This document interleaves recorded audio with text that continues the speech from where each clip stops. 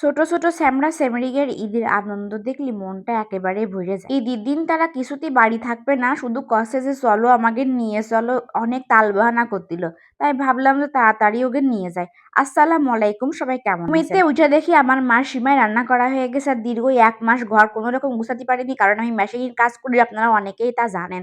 আর এইদিকে আমি কছিলাম যে আমার 4 বছরের ছেলে আমাকে 10 টাকা দিয়ে বলছে যে মা এই 10 টাকা তোমার ঈদের গুণা। শুনে যে এতটা খুশি লাগলো, এই পর্যন্ত কোনো ছেলেপিলে আমার কিছু দিইনি। আর এদিকে আপনাদের ভাইয়া গোশ কিনে নিয়ে এলো, সে গোশটা আমি ভালো করে সাইজ করে কাটিয়ে নিয়েছিলাম।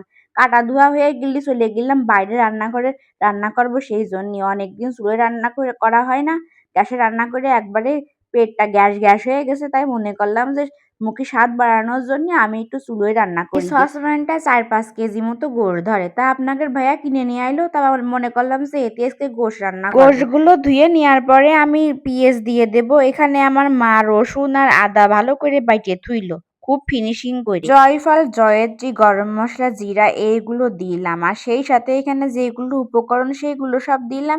আপনারা অনেকেই করতে পারেন এখানে জয়ফল জয়ত্রী কেন দিলেন, আসলে এগুলো দিলে একটু বাসনা করে, মনে হয় কি একদম বিয়ে বাড়ির ওই রান্নার মতো।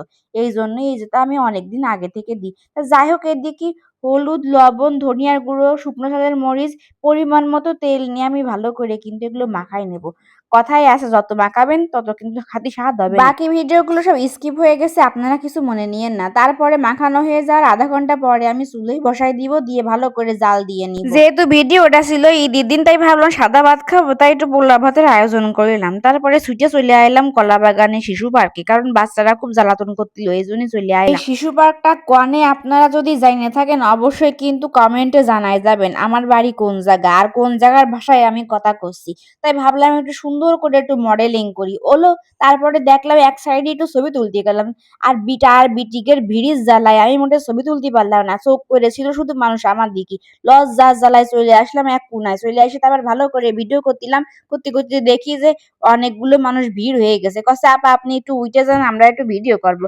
তারপরে চলে আসলাম এক কোনায়। এই জায়গায় আবার ছোট ছোট মাছ ছাড়িল, ছেলে বিলে দেখে মনে করতেছে আমরা একটু হাত দেবো। আমি বলছি হাতটা দিস নে, ওদিলি পানি লেগে যাবে না, কনকের কোন পচা পানি, ওই জায়গায় হাত না দিয়ে চল চল আমরা ঢেকি খেলা ওখানে চলে যাই। এই খেলা কোনোদিন আমার স্যামরা স্যামরিটা চোখই দেখিনি, তাই ভাবলো যে একটু খেলা করি। আরে আনন্দ করতেছে, এইদিকে আমি আর ওইদিকে ওর বুইন খুব আনন্দ করছিল।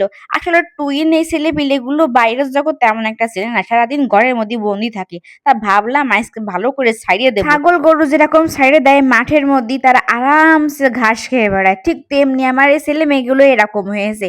তারা দৌড়িয়ে চলে যাচ্ছে, আমি তো মনে করতেছি এরা কি হারাই টেরাই যায় নাকি।